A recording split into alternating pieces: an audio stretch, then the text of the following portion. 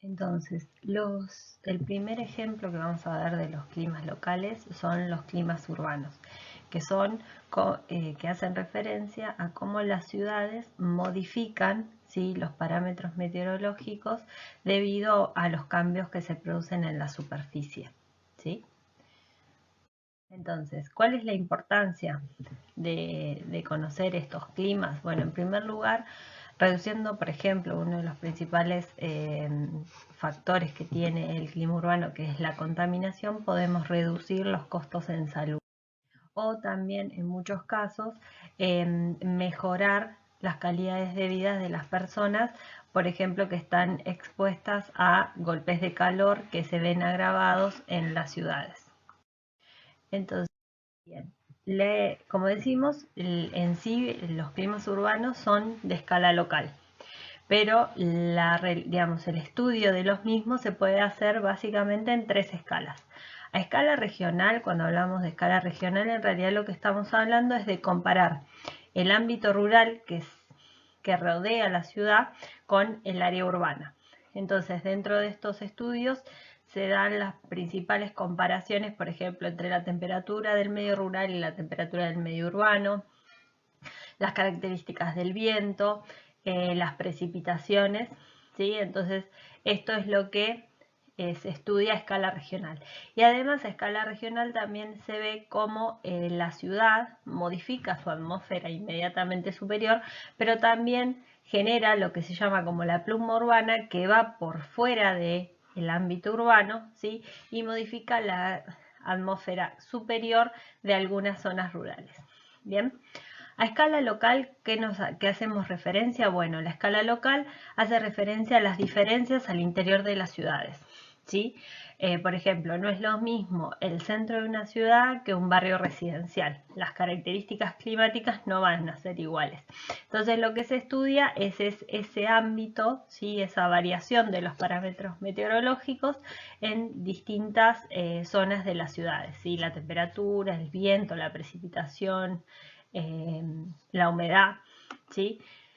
Y por último se hacen los estudios de microescala, que es la escala más pequeña de la climatología, ¿sí?, y que en el ámbito urbano lo que estudiamos principalmente son digamos, los cañones urbanos, o sea, al interior de digamos, de una calle, por ejemplo, ¿sí?, cómo circula el aire o cómo se da la insolación de una fachada y de la otra y qué consecuencias trae eso sobre los parámetros meteorológicos. Bien, entonces, para determinar un clima urbano, igual que para determinar cualquier tipo de clima, tenemos factores que nos van a ayudar a entender por qué se da ese clima urbano, ¿sí? Tenemos factores que son generales: la latitud, la topografía y la distancia a cuerpos de agua, ¿sí?, como si fueran los factores generales. Pero hay factores específicos de las zonas urbanas que son, por ejemplo, cuál es la cobertura de la superficie, si dominan los árboles, si dominan los edificios, si dominan casas bajas, y todo eso nos va a modificar. ¿Cuál es la cantidad de emisiones de contaminantes? ¿Sí? Sabemos que los contaminantes son partículas que pueden, por ejemplo, influenciar en el ingreso de la radiación. ¿Sí? La emisión del calor antropogénico. El calor antropogénico hace referencia a aquella energía generada específicamente por las actividades humanas. ¿Sí? Sabemos que en las ciudades, por su concentración de población y de actividades, este tipo de calor, ¿sí?, es muy importante y es uno de los factores que nos va a modificar el clima. Después, la cantidad de habitantes. O sea, una ciudad de 2.000 habitantes no es lo mismo que una mega ciudad como Buenos Aires de 17 millones de personas, ¿sí? Y nuevamente, el tamaño y la estructura de la ciudad. No es lo mismo una ciudad compacta, ¿sí?, una ciudad muy densamente construida, a una ciudad dispersa, ¿sí? Las características de sus climas van a ser distintos.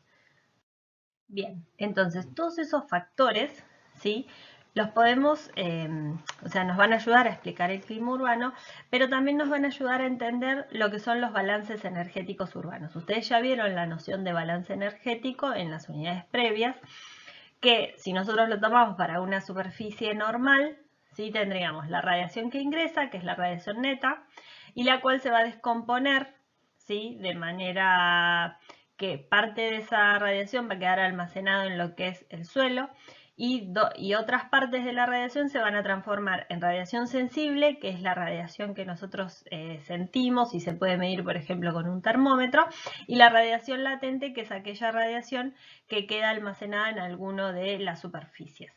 Bien, ¿qué pasa cuando nosotros analizamos esos balances en las ciudades? Bueno, ya no tenemos una dimensión plana como si fuera en la ciudad, sino que ya tenemos que analizar como si fueran cubos. ¿Por qué? Porque toda la atmósfera urbana está modificada con respecto a la atmósfera rural. Bien, entonces vamos a seguir teniendo la misma radiación neta que ingresa, ¿sí?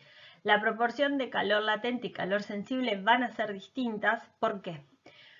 Porque hay una cantidad de energía que se va a agregar, ¿sí? Que es este QF. ¿Qué es el QF? Es el calor antropogénico, o sea, todo ese calor generado por las actividades del hombre, el transporte, la respiración, el consumo de combustibles fósiles, todo eso genera el calor como de más, ¿sí? Parte de ese calor, ¿sí? Tanto del que ingresa como del autogenerado, va a ser almacenado dentro de la atmósfera urbana, en las superficies, digamos, de las paredes, en los caminos, en los techos, y parte de esa queda almacenada, que es este delta QS. ¿Bien?